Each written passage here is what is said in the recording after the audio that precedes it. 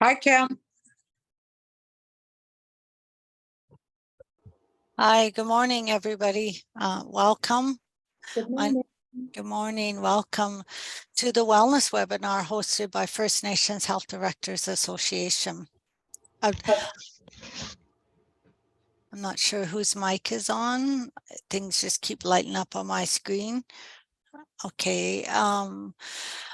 My name is Charlene Webb. I'm the Health Director for Kitsim-Kalem. I would like to acknowledge the Tsimshian territory to which I am calling in from. I work and live and breathe and enjoy the beautiful weather we have here in Terrace. And I'd like to acknowledge collectively where we're all calling from in today. My name is Charlene Webb. I'm the Health Director for Kitsim-Kalem. I'm also the Northwest Rep for the Health Directors Association. I became a First Nations Health Directors members in September 2013. That's really long time ago, guys, so don't worry about the 10 years, okay? And have served as on the board since 2020 as the Northwest Rep. I would like to take this time now to introduce our facilitators. We'd like to welcome Bianca Elliott. Can you give us a wave, Bianca? There we go. Sonia, there we go. Sonia, welcome, Sonia. Julia, do I see a Julia? Hi. And Robin. So welcome, everybody. These four ladies have you in their hands. I'm going to turn my camera off around here just in a little bit, but I will be monitoring the chat and or for raised hands with the chat. I'll bring that up. There we go. And as a health director, we all know the importance of accessing healthy foods.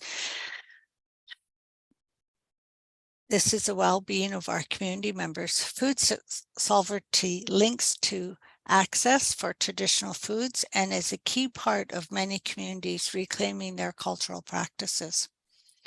Today's presentation is called A Shared Journey Towards Indigenous Food Security and Food Sovereignty, and I'm excited to learn more about this important topic. Today's session is being recorded for our webinar library, so health directors who are unable to join us will be able to listen and access the information. I will now turn this over to the iSpark team to introduce themselves further. Thank you. Thank you, Charlene. Bianca Thanasnit. My name is Bianca Elliott. I'm from the Sartlip Nation, located on the southern tip of Vancouver Island. I'm also from Songhees and Esquimalt Nations on my mom's side. I'll share a bit about some of the work that I've done that brought me to this position. Over the last 10 or more years, I've been pretty involved in Indigenous food and medicine work in my community. A lot of it has been project-based and have eventually found myself here at iSpark on the food systems team. I'll hand it over to Robin to introduce herself and her role at iSpark. Good morning, everyone. Really nice to be here. My name is Robin Edgar, and I'm the Director of Healthy Living with iSpark.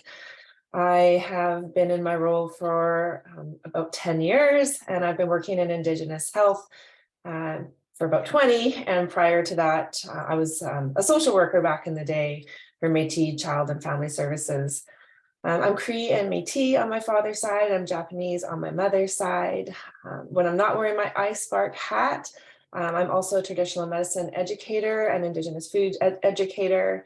I'm just revitalizing these practices in communities. Just want to thank you all so much for having us today. Okay, Sonia. Hello, everybody. My name is Sonia. I'm originally from Germany, but have been in Canada for 10, 12 years now. Canada is also where my food journey started in Indigenous communities. So I learned everything about preserving, growing food in Indigenous communities. I have been a part of the food systems project since 2013, and with iSpark now since just a little bit over a month when I came back from maternity leave.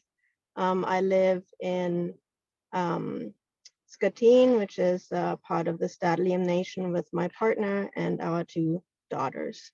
I'm very happy to be here and pass it on to Julia. Hi, everybody. My name is Julia. I'm currently in Williams Lake, BC in Secwepemc territory. I started with iSpark just over a year ago with the food systems program. And I will be leaving shortly for maternity leave myself. My food journey has started since I was small. I come from a small family farm in Williams Lake, focusing mostly on cattle.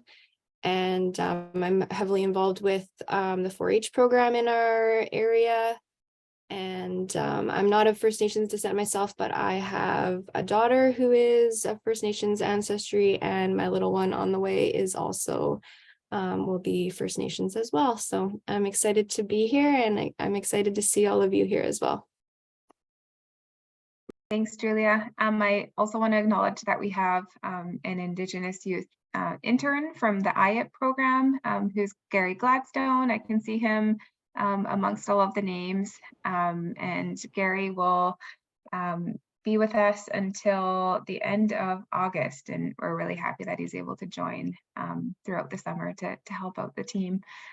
I just want to give a little bit of context. I see some familiar faces on the Zoom webinar, which is really great. And I just want to kind of position this presentation. What I really hope to do is to share more about the program and its history, and where we'd like the program to go and grow based on communities' input and feedback. And I'd also really like to center community voices as much as possible. This work really belongs in community, and I think a part of our role is to advocate when possible, and put forward the important stories shared by community and the work that they're doing. So that's a bit about the, I guess, position that I'm holding today as a presenter. Okay. I'm just gonna figure out screen sharing here.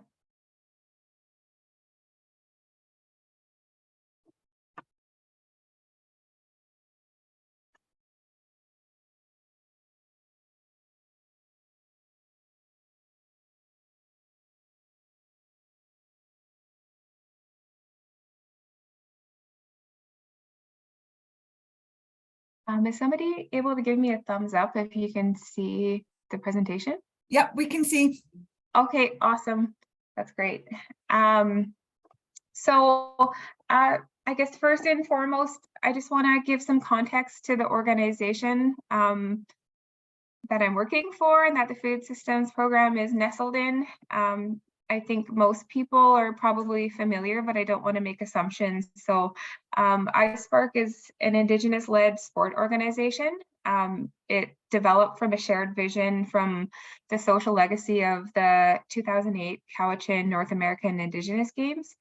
There's 3 founding organizations, the FNHDA, First Nations Health Council, the BC Aboriginal Association of Friendship Centers, and Métis Nation BC, who came together signing a historic agreement to form iSpark, which stands for Indigenous Sport, Physical Activity and Recreation Council.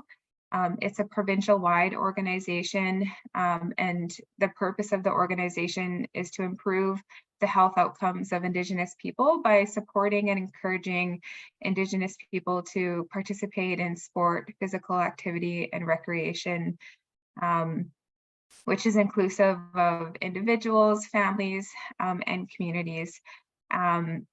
At its core, most of the programming is designed to support capacity building and to increase access to sport, recreation, and physical activity.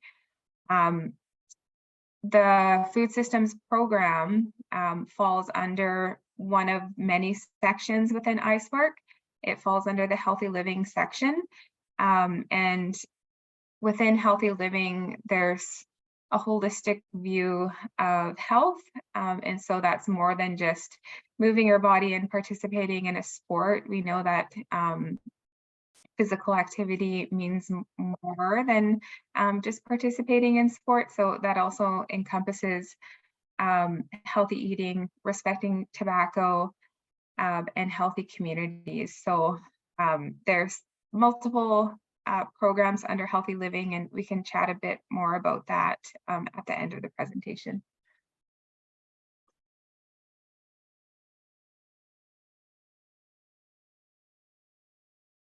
I'll give an introduction to the food systems program. So it's a long-standing program. It's been around. You may have heard the program be referred to as First Nations Food Systems Program. It began with BC's Access to Produce in Rural and Remote Communities initiative.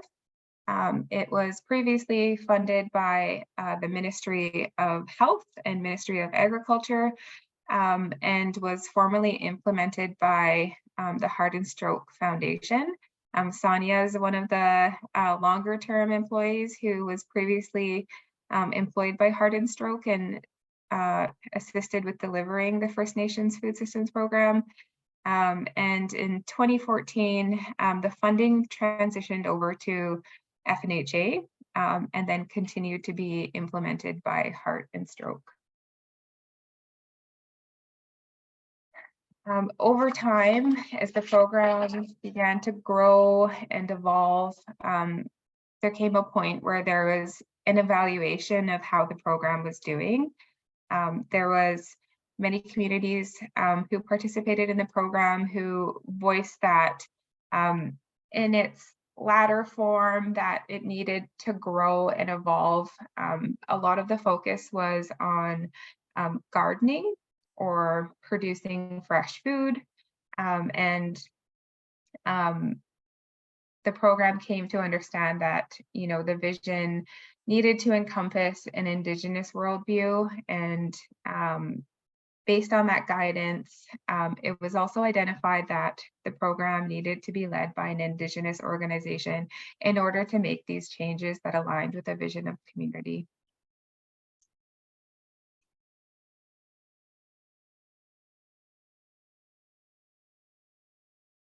This brings us to the transition to iSpark. So in 2021, iSpark was identified as an organization that was well aligned to meet these changing needs and to be able to bring this vision to life. So last year was the first year that the program officially transitioned from Heart and Stroke over to iSpark. And within that time, a new team was hired. So we had Julia join, we had another senior manager, Callista Pruden, Robin Edgar led a lot of the transition, and Sonia was also there for a short time before she went on maternity leave, and then I found myself on the team as well. In order to make sure that there was a smooth transition, last year looked a little bit different than before. We went through an expedited granting process to avoid disrupting services to community. So all of the communities who participated in the prior fiscal year were invited to bring forward a community vision application, and were awarded grants. And then we tried to keep some of the core components going as much as possible, which also included in-person gatherings. So we held the first in-person gatherings since before the pandemic, and held that in Richmond, BC in late February and March 1st. We did end up pausing some of the components of the program which included technical supports, and really wanted to better understand how a technical support model could also include Indigenous supports.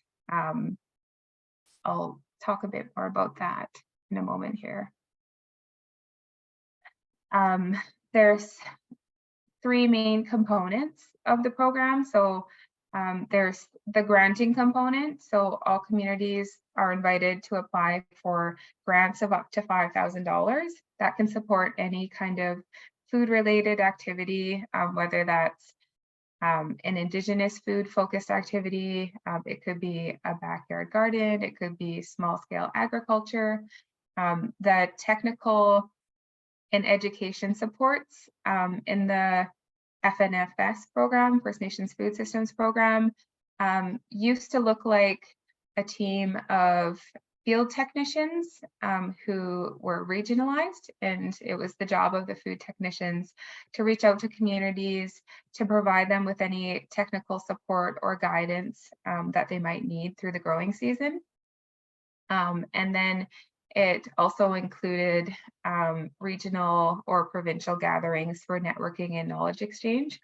And as I just mentioned a moment ago, we did pause the technical support component this last fiscal year and undertook like an evaluation of that component, mostly because it wasn't encompassing of supporting Indigenous knowledge keepers. It was very garden focused, and we also wanted to make sure that any technical supports moving forward were capacity building focused. So that kind of segues into the fall consultations that happened once the program transitioned to iSpark. So to better understand where communities were at with their food sovereignty and food security journeys, we really wanted to make sure that we were able to bring that community vision to life. So we worked with a consultant from TOA Consulting. Her name is Laura Hill, and we put together, a list of interview questions, really to learn about where communities were at on their journey towards food sovereignty. We understand that it looks different in every community, that the scope of the program is really quite large, and wanted to understand how we could move towards a shared vision. I think we ended up visiting close to 20 communities in person, which was great, and then held virtual sessions online, and built a bit of a vision for changing programming going forward.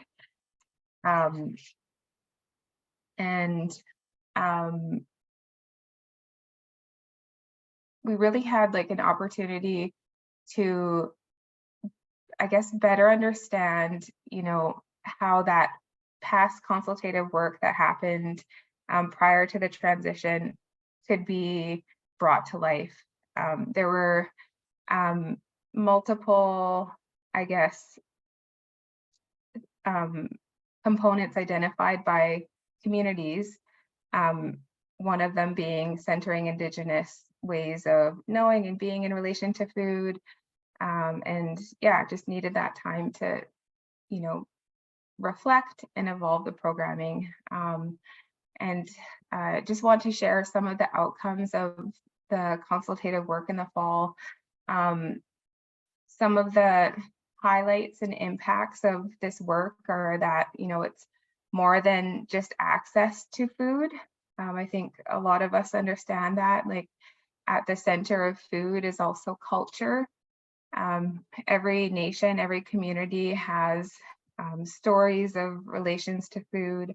Every community has ancestral knowledge tied to different foods and medicines. we also have language tied to foods and medicine. So when we encompass an indigenous worldview, the vision for food sovereignty and food security is much more than just accessing food or having sustainable food systems. From those fall consultations, there were some common positive impacts. So some of those also included social and therapeutic benefits. Some of them were that, community gardens or gathering spaces around foods also had therapeutic benefits. They became like a neutral space to gather, and it also supported the reclamation of culture and language.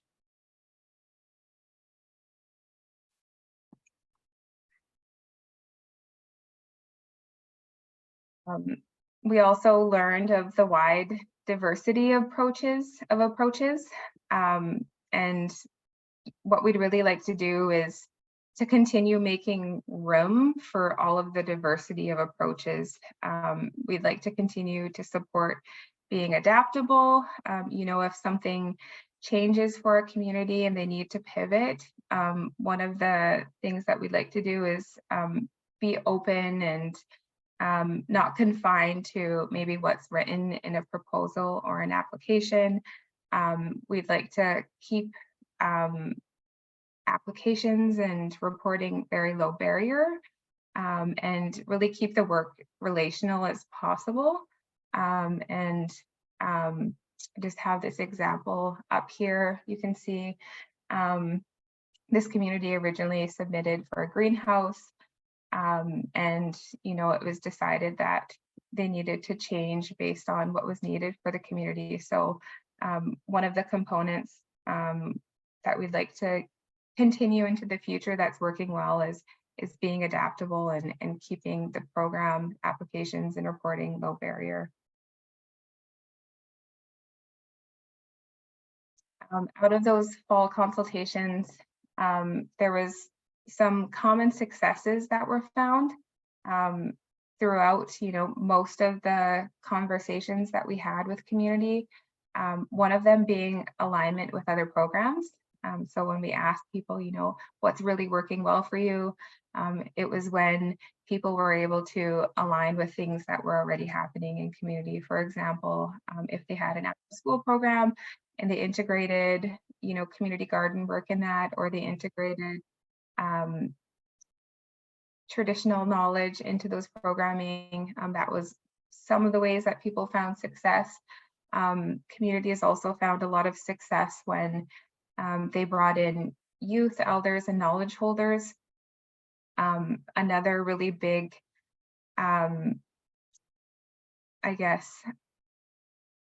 commonality was that to be able to be successful and sustainable was having chief and council buy-in.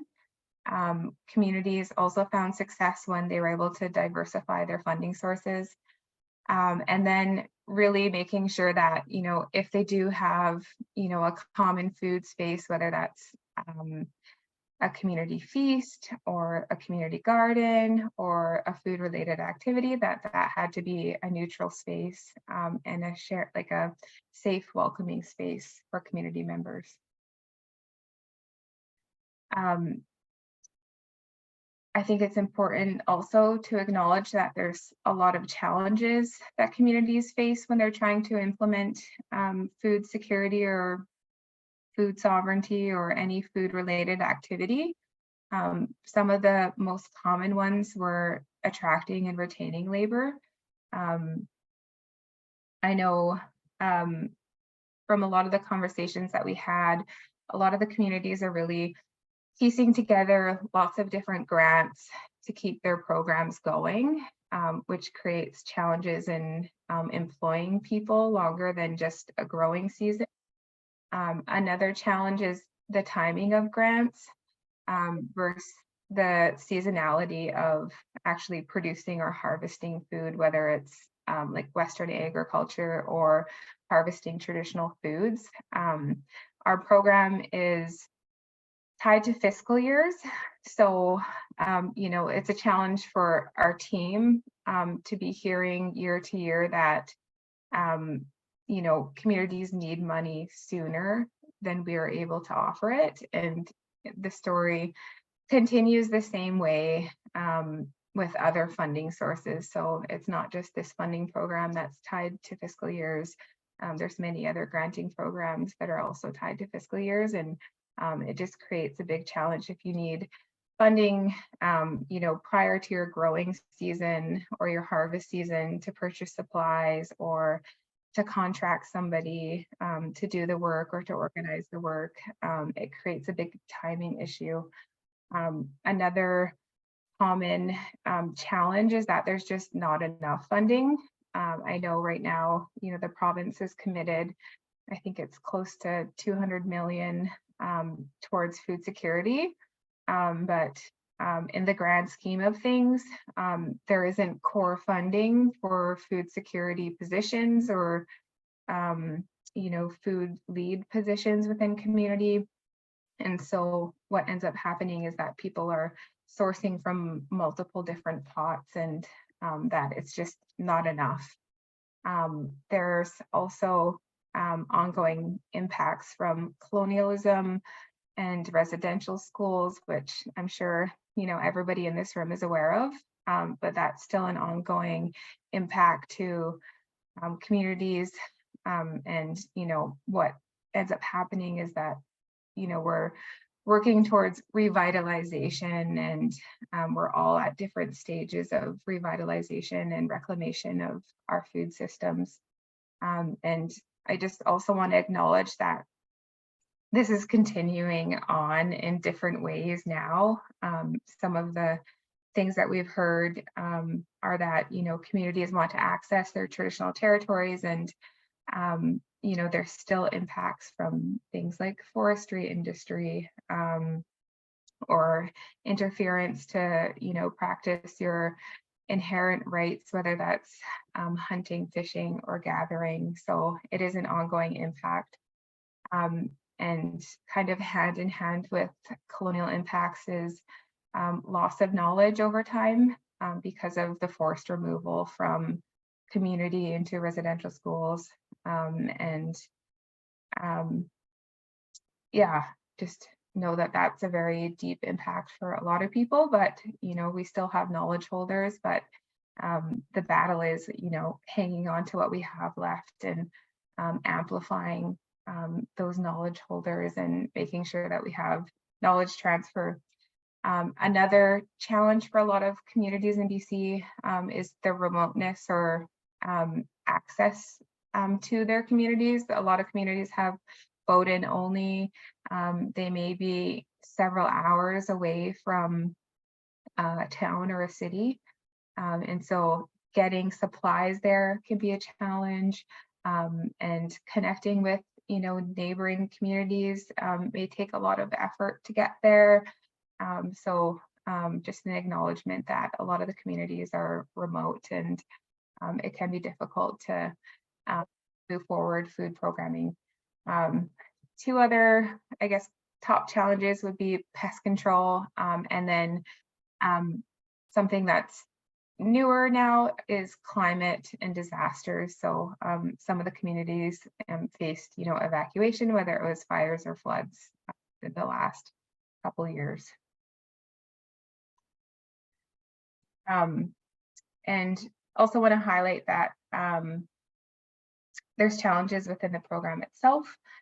So the technical support model that was inherited from the FNFS program wasn't sufficient, and it excluded an Indigenous-led perspective.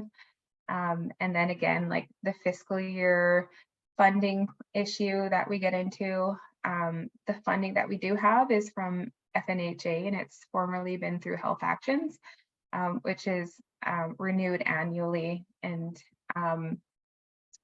because of the, I guess, funding source, we're also missing some of the communities. So right now we're serving First Nations communities only.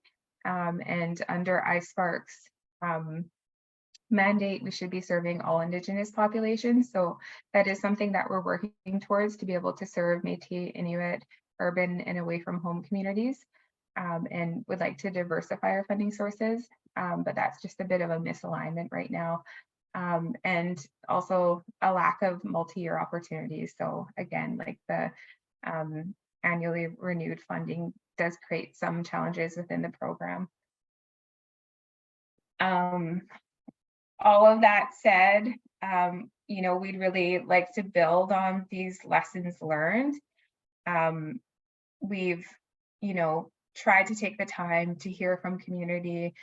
We've kind of critically evaluated the program model, and what we'd like to do is make changes over time, really meet the needs of community and put in the work to do that. So based on those conversations that we had in the fall and past consultative work, we'd really like to move towards a tiered granting model, and hope that a tiered granting model would provide room for growth for communities, and, you know, be able to offer a little bit more for communities who, you know, may be ready to perhaps install infrastructure, whether that's a smokehouse or an irrigation system, and have an option for communities to access more money aside from the $5,000 that's been available. We'd really like to work out the kinks in the technical support model. That's something that we're currently working on right now. Of course, if a community would like to access, you know, a technical support that's garden related, we'd like to continue offering support to access that. But we'd also like to find ways where communities can bring in knowledge keepers who may have traditional knowledge or Indigenous food knowledge, and also include that Indigenous perspective for technical support. And the biggest thing that our team is working on behind the scenes is diversifying funding sources for the program, so that we can serve all Indigenous populations. Ideally, we'd like to have a multi-year agreement so that we can get out of this kind of delay that happens every fiscal year. And also deepen the networks that we're connecting with. So, you know, there's so many different organizations, foundations, ministries, communities on the ground who are working towards food security and food sovereignty. And I'd like to really and hope that the program can reduce silos when possible, or at least at a minimum be in awareness of the other work that's happening and have working relationships within the food network.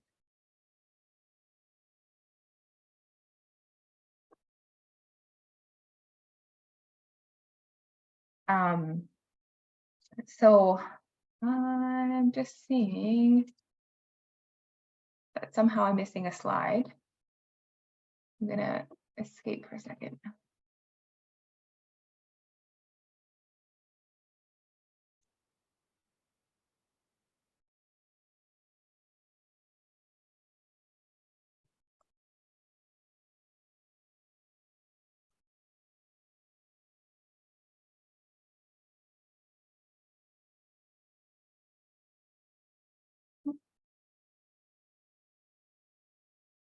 Okay, there we go.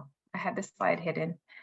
Yeah, so that, you know, is a bit about, I guess, the journey of the program, and, you know, where we'd like to go. But at the core really is those community voices.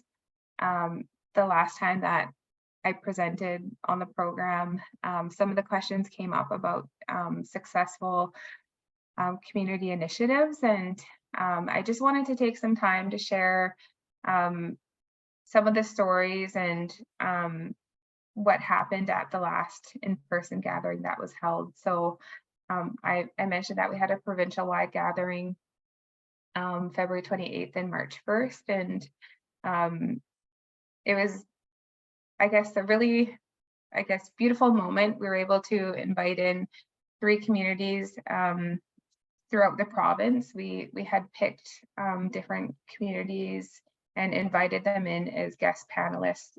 One of them was Skeecheson Community School. Another was Carrier-Sakani Child and Family Services. And then the other one was Okanagan Indian Band.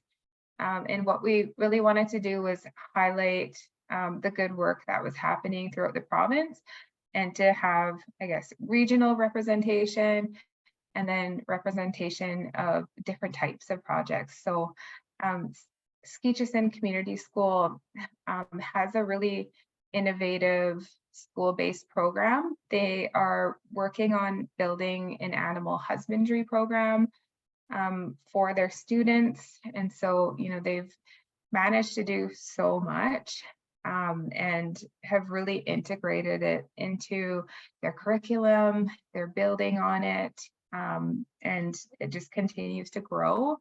And just think that that's, you know, such an innovative program.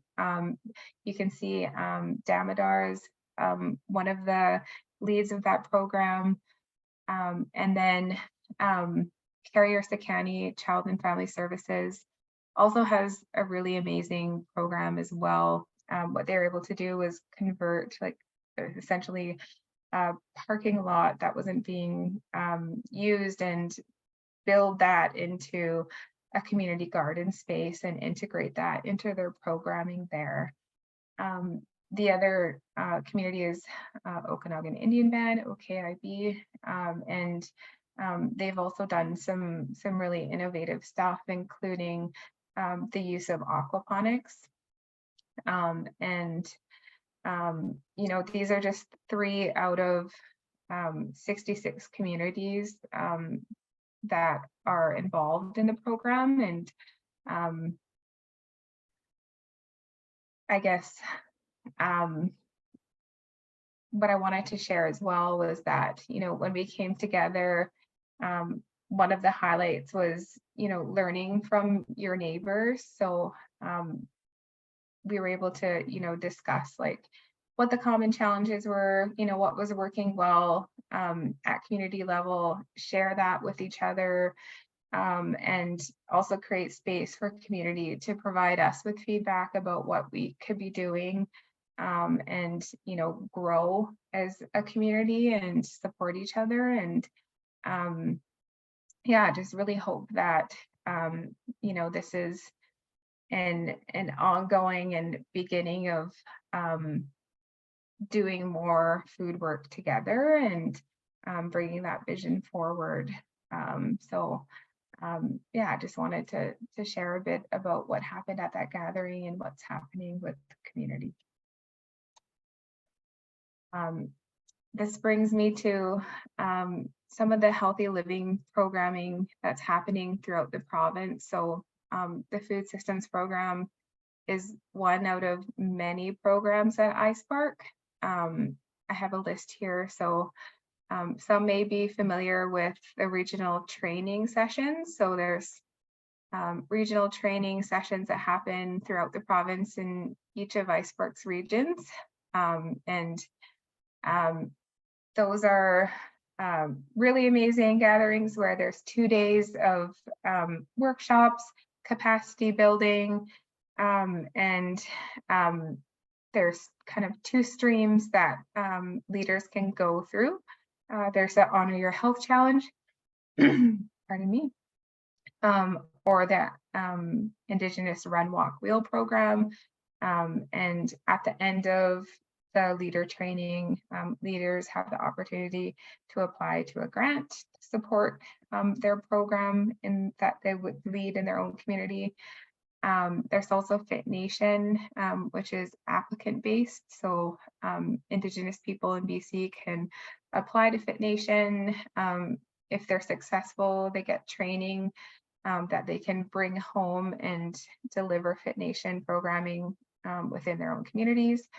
There's also Health Beat, which is a really great program for screening for health. So Julie Seal is the lead for that at iSpark, and you can contact Julie and bring in HealthBeat programming, and also pair that with other like fitness or health and wellness activities. And then at the end of the program, Julie comes back to the community and you go through those same health screenings to be able to like measure improvement.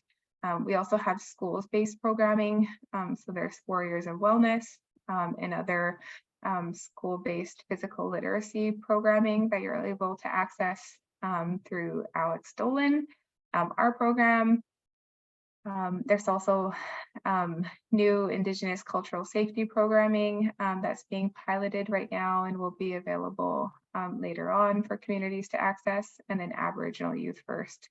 But just wanted to share that, you know, the food systems program is one of many under Healthy Living, and, you know, that's not touching on the sports side of iSpark, but that you know, if you're here and you're interested in it, like, please don't hesitate to reach out to one of us.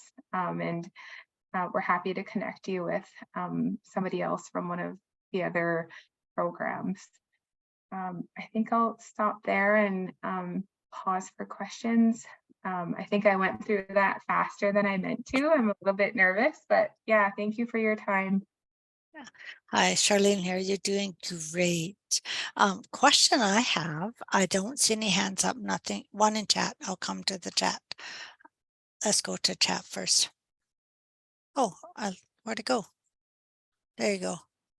Will you be sending the presentation out? Is the question in chat. And Bianca, will you be sharing that with? Yes. Yeah. And this will also be on, as indicated on our website, First Nations Health Directors Association's website in our library. So the question I have, I was listening to the piece to how funding rolls out and how we can support off-reserve members or away from home, so to speak. How would that be achieved? Would that be with partnering with some friendship centers or? Yeah, so the change that needs to happen to be able to support that is that we need a different funding source.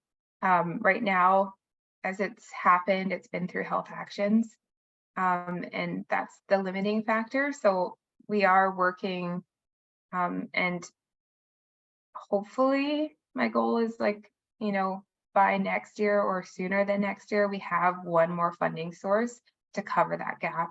And in that case, like, when we do, we announce it, of course, on iSpark social media and within the networks. And then you see an application process on our website. Okay. One more question. I think you had indicated in the presentation that Julia would be coming in where they come in, do the weigh and the measuring before and after. So I'm really curious with the data after. What indicators have been flagged with the after? Or is there? Yeah, maybe I will hand that over to Robin because she's more familiar with the screening process. Sure. So the HealthBeat program really, it needs to accompany one of those other physical activity programs. So what will happen is after the leader training, when leaders are trained in either the Indigenous Run, Walk, Wheel or the Honor Your Health Challenge or Fit Nation, those who choose to will invite the HealthBeat team into their community and to run their participants through a whole bunch of health measurement screenings prior to their Healthy Living program.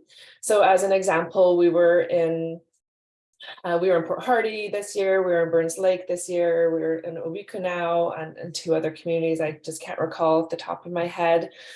And there's a team that travels to those communities, and we do like a 6-minute walking test with them. And this is all like pre their Healthy Living program. We do an A1C, glucose test, cholesterol, grip strength. We actually don't do weight measurements anymore. We don't do BMI, we kind of followed First Nations Health Authority's lead along with that. Actually, the FNHDA used to host Healthbeat programming in partnership with us. I don't believe they do it anymore, but that's just an aside. Just wanted to let you all know that. So, and then we have somebody who does like an intake and goal setting. We have counselors and mental wellness supports, as well as we partner with the BC Cancer Society. So a lot of information out there on cancer screening and questionnaires. So what happens with that is then they go on to run their healthy living program. A minimum of 8-week programming is sort of the criteria for this. And then we go back into that community and measure everybody all over again, just to see their improvements. Most times, more than often, is they do have amazing improvements. So that data goes back to the leader. It's housed in a really secure spot. We haven't shared any of that data more like broadly. I know there's been a lot of interest from universities and interest from government, but of course we follow our OCAP principles and we don't share that data. It's just really for the leader to take back to their doctor. There have been participants who have actually seen that they've had dangerously high blood pressure or other indicators that they might be pre-diabetic as a result of the Healthbeat training. So then they'll go ahead and take that information to the doctor. There's been times that they've actually had to go like straight to emergency as a result of the Healthbeat training. So I think my point is we have a relationship with these communities, so we're invited in, and then we come back to the communities and support them well beyond their healthy living program. We sort of support them throughout the year, and then of course their leader runs their healthy living program with them. Sorry that was such a long-winded answer. I just felt it was really important to for you to have the scope of the whole program itself. No, that so with that program, are we looking at 6-week or 8-week or? Yeah, so it has to accompany a minimum 8-week healthy living program. So those leaders that attend leader training will go on to run an Indigenous run walk program or a Fit Nation or an On Your Health challenge. And if that On Your Health challenge includes physical activity, then they're basically eligible, for lack of a better word, to host a Healthbeat screening. So we usually get about 8 to 10 communities interested, and we currently have the capacity to support 6 pre and post Healthbeat screenings. Thank you. If there are any other questions for the ladies, if you could just quickly raise your hand. When I move my mouse, it looks like somebody's raising their hand, so I'll just move it over a bit here. Thank you.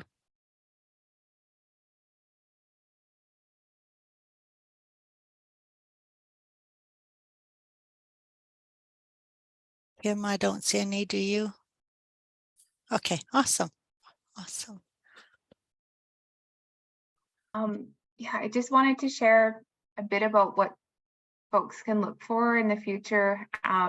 We are going to have an application for proposals. So if you're interested in learning more about the funding, on our website, there is a link to a newsletter if you would like to sign up to that.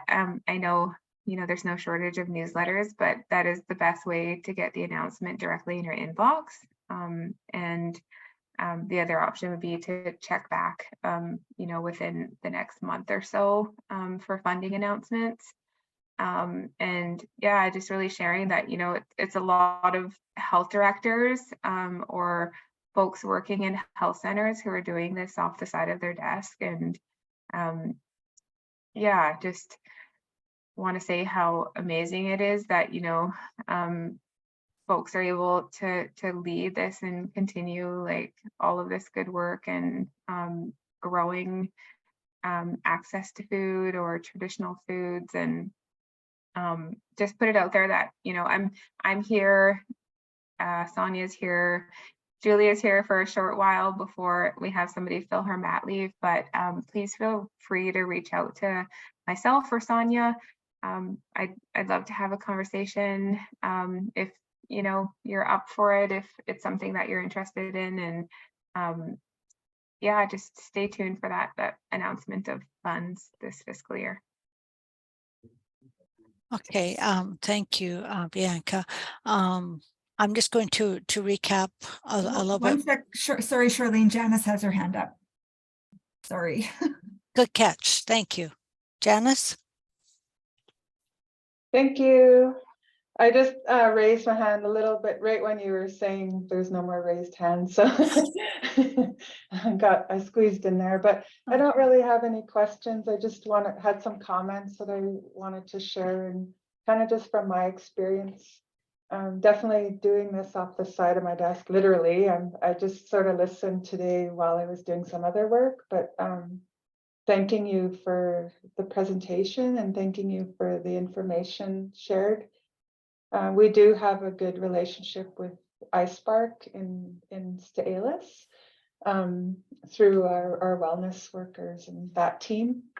But just really glad to see that there's some funding opportunities and that there's that technical support, especially because this is where we, for our community garden, this is where we kind of fall, or we're a bit of a gap, I guess, is that technical support for gardening. And, you know, simple things like pH and soil levels, or, you know, things like that, when to plant things. And so we've invested in a big way in our community garden, and it's kind of just sitting there this year, and we haven't really done much. So just thankful that you guys are offering that again. But one of the other comments I just wanted to flag was so we were brought up, I remember in elementary school when the Canada Food Guide was shared, and it used to be even the plate that you'd see in the diagram, carbs, and there was the breads and cereals, the dairy, and you know, and I know that's changed, but one of the things that we talked about, and we never kind of got it off the ground, was developing a traditional food guide, and something that's we can relate to a little bit better. And you know, part of the problem with that, and I just want to say it, is we can promote all of these traditional foods as much as we can, but we have to make sure that there's access to them. So this kind of gets a lot bigger than it is, because if we want access to, say, deer or, you know, hunting, then we need to train people with safety, you know, guns, and a lot of it's cultural and traditional, and it gets passed down through families, but there's a lot of people who don't have access to those teachings as well. Oh, and same with fishing and smoking fish and preserving, and some people don't have those resources. So I just wanted to mention it because it might be a good another program or something that, you know, could be offered. And I know it looks different in the regions because of the diversity of the land, but that's kind of where, you know, it's hard to promote traditional foods when people can't get them. So and then the access to the fish is just so scarce. Like it's June 19th, June 20th today, and I haven't had a fresh fish this year. And usually we're tired of it by now, but you know, usually it's everywhere. And so there's a lot of moving parts to food sovereignty, and I don't know how, you know, this could help, but even just kind of the low-lying fruit of teaching people canning and things like that might be a good idea. And then with traditional medicines, same kind of deal. Like we have the knowledge keepers, and our land, as you all know, in a lot of our territories is being developed and things like that. So how do we protect that land? And I know I'm getting kind of away from things, but I just wanted to mention all this to kind of just flag it and get all of our minds going on, how we can do this in a good holistic way. Thanks. Thanks, Janice. Okay, before you respond there, we've got Nikki and Rose with their hand up after. I don't know if you want to respond or hear their questions. I'm just going to respond because there was, I think, multiple things there, and just really appreciate you bringing that forward, like all of it. I wanted to go back to your first comment around the food guide. Aside from the food systems program, one of the Ministry of Health leads, Megan Day, has a working relationship with Robin Edgar and the Healthy Living program at iSpark. And through that relationship, there was funding from Health Canada specifically for addressing I guess that need for something more other than just a picture of a plate with, Western grown vegetables, and that, our traditional diet or Indigenous foods within our diet now are, much different than what's presented to us, and that it was insufficient. And so there's actually a process that's happening right now. It's being facilitated by Alderhill Planning, and in partnership with iSpark and the Ministry of Health and Health Canada. It's in the beginning stages, and if there's anybody on this call that wants to be a part of shaping that process and shaping, any kind of product that comes out of it, there is opportunity to engage. So I think what I'll do is drop the link in the comments, and there's some information about the work that's happening, but you're right, like it's not enough, and we need something more, especially around like Indigenous, I'm going to call it Indigenous food literacy, knowing that that's not the right term for it, but just trying to like summarize, what you were speaking to. The other point that you brought up was around access to traditional foods, and that's something that we're all facing in different ways, right? So I live in Brentwood Bay, which is 20 minutes outside of Victoria, and my traditional territory is almost all developed, and to access something like deer in my territory is really difficult when there's hardly any land left to hunt deer on.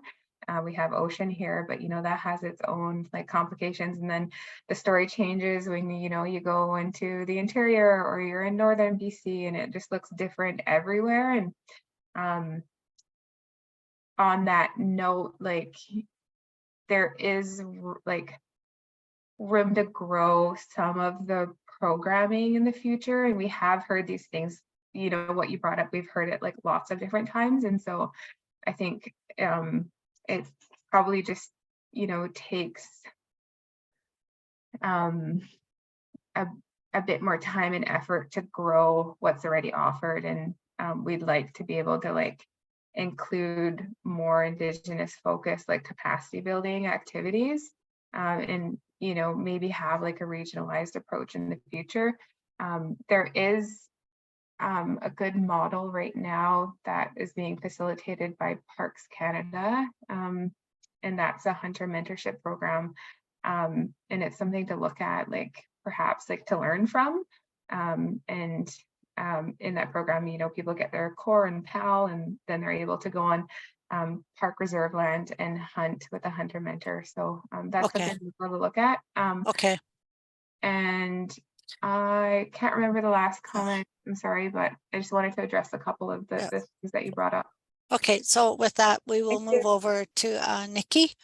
And right after Nikki, we have Rose, and I don't see any other names, but I'll double check. Thank you, Nikki. Hi, I am Nikki LaRocque. I'm the health lead in Chilliwack, BC. We have a new health center with 2 other communities we joined with to be able to get this building for us. So actually, first I want to say thank you so much for the presentation. This is something that we're taking the lead on right now, and having our own garden. We have a few champions in our community that are doing really well with that. I specifically asked for in our health building to have a cafe because I'm one of many people who are extremely busy, and a lot of times we get tired of fast food. We don't properly meal prep and all that. So I have high blood pressure, and I just always I would have loved to have a place where we can get shakes, like healthy shakes made with traditional medicines, and have the teas available so that we can just grab a healthy shake on the run. I thank you for the information, because I have probably about 5 of my community members that are interested in learning about the traditional medicines. And I wondered if there was programs that can be taken for them to learn about that. Yeah, but thank you so much for all the info. Yeah, thanks, Nikki. And I think the regional training sessions would be a good way for individuals to kind of access some of that healthy living programming. It's a good mix of like traditional medicine or traditional food offerings, and then access to some of those other like physical activity like Fit Nation or Health Beat. So I think that would be a good chance for them to join and learn a bit more about healthy living and or traditional foods. Good, thank you. Now we have Rose. Good morning. I don't have my camera on my computer here. It's my audio, but my name is Rose Jack. I'm the health director for Muchlet First Nations in Gold River. And we have a community garden here. We're into our 4th year. And through funding from various funding programs, Island Health, Indigenous Health, First Nations Summit Society, VIHA, and Agri-Spirit. We're waiting to hear if we're successful with that one. But through those, we've been able to hire a traditional wellness worker, and she's great. Her name is Christy Walker. She comes in and she mentors. We have 4 youth that are really keen. They're 13 to 17 years old. They work with her, they tend to the garden, they water, they weed, they harvest, they deliver. Through the funding, we were able to acquire a greenhouse. We have a pantry where we store all of our jarred goods, our jarred fish and whatnot, and keep our potatoes and vegetables in there. The youth open it up every once in a while for community members to come and pick up goods as they harvest. We have garden beds, and greenhouse is growing really great right now. They do the watering, they do everything. And Christy does a lot of work in there. And we wouldn't be able to get anywhere without these grants. It's all run by grants. So we run from probably April until October for the whole season. We were fortunate a couple of years ago to get a load of fish. We had about 200 fish given to us. I paid for some, but some were donated, and we were able to do a smoking fish program where a whole bunch of community members got together. The elders taught the youth how to smoke and jar fish, and we jarred dozens and dozens of fish, I think about 26 dozen. And we were hoping to get an elk or a deer so that we could preserve as well. But we were able to secure funding from Island Health, Indigenous Health, First Nation Summit Society, Vancouver Island Health Authority, and we put in a grant through Agri-Spirit, and we haven't heard about that one yet. But we usually apply for 50,000. Some of them are really small, they're only 5,000. I think the last one we got was for 89,000. And we join with communities we're considered the northern region tribes of the New Channels Tribal Council. There's Ihattasit, Cayuquit, Nuchatlan, and us.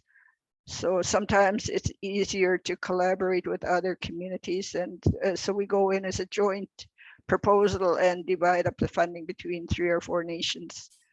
It gives us a little bit more. And one of us has to be the lead and do the application.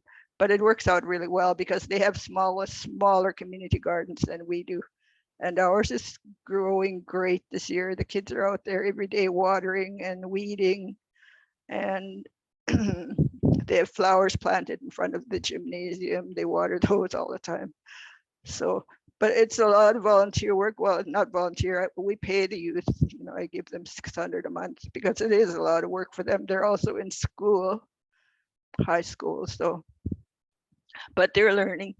They're eager to start the grant. They're eager to start the starts and everything. And they're just involved right from the beginning. So, but that's where we are with our project. So the more funding, the more grants we can apply for, the better off we are. So if any more come my way, I'll apply for them.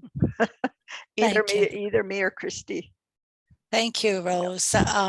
Can you just for the group recap where you got your funding resources there? It's a question in the comments here, Rose. Okay, for Vancouver Island, it's Island Health. They give out grants all the time, so we do that one. Agri-Spirit is through, let's see. You have to do that through a nonprofit society, and we do have our Land of Maquina Society here. We use the tax profit thing or whatever the heck that is. We need to have a non-funding source. So Agri-Spirit, we haven't heard back from that one. Island Health, that's the Vancouver Island Health Authority. We get a lot of our funding from there. First Nations Wellbeing Fund is another one. That is the First Nations Summit Society. I think that one was $50,000, and we applied for 2 grants for that. We got one for 50,000, and the third one was a combined one. We got 90,000 for that one, and that gives us enough funding to pay for Christy to be able to come in, you know, whenever she can to do the planting and whatever, and mentor the youth. And we also applied through Indigenous Health Initiative Program. That was another one. And that funding is what we usually use for Christy's wages. Thank you, Rose. Amazing partnership. I'll just like to recap a little bit what Robin was sharing in the chat there for those that have called in. There's a lot of people working in silos. Unfortunately, that there will be one day, Robin, we do look forward that one day that we all can come together, but when we're all competing for the same dollars, it's going to be by trial and error to how we move away from the silo concept. Amazing work, Rose. Amazing to hear the successes in the community. I believe, Julia, Agri-Spirit is through Farm Credit Canada, also as a funding. And a reminder from Robin here, please watch out for our Regional Health Living Leadership Training. Oh, things are popping up on my end here, guys. Sorry about this. Training in your area. We will put out, we will put out a save the date this week. We also provide 1K grants to run your programs, and this can include food garden programs in your community through the Honor Your Health Dream. And